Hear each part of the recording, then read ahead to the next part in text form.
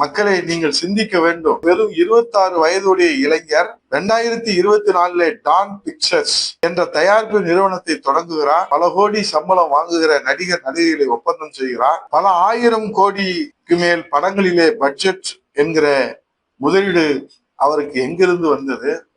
500 கோடி அளவிலே ஈசிஆர் ரோட்டிலே பங்களா கட்டுகிறார். இவ்வளவு பணம் இந்த 26 வயது இளைஞனுக்கு எங்கிருந்து வந்தது?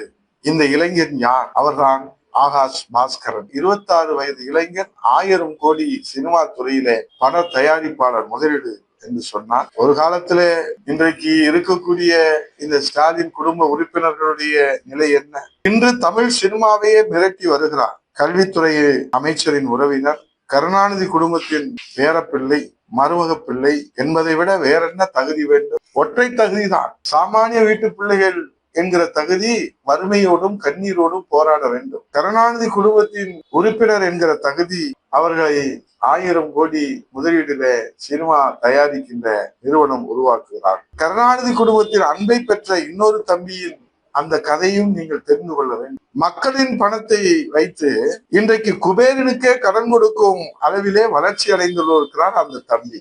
யார் அந்த தம்பி? ரதேஷ் என்று சொல்லுகிற அந்த தம்பி தற்போது தலைமையாகியுள்ள இந்த தம்பிகளை பற்றி தான் தமிழ்நாடு முழுவதும் ஒரே பேச்சு. ஸ்டாலின் வாரிசு வளர்த்த இந்த கூட்டு பறவைகள் நாட்டை விட்டே பறந்து ஓடி இருக்கின்றன. உயிரை காக்கவா அல்லது உண்மையை உணராமல் இருக்கவா என்ற 1000 கேள்வி தமிழ்நாட்டு மக்களிடத்தில் எழுந்திருக்கிறது. இன்றைக்கு ஒரு குடும்பத்தின் வளர்ச்சி தமிழ்நாட்டின் ஒட்டுமொத்த வீழ்ச்சி தேவைதானா? இதற்கு முடிவு கட்டுவோம்.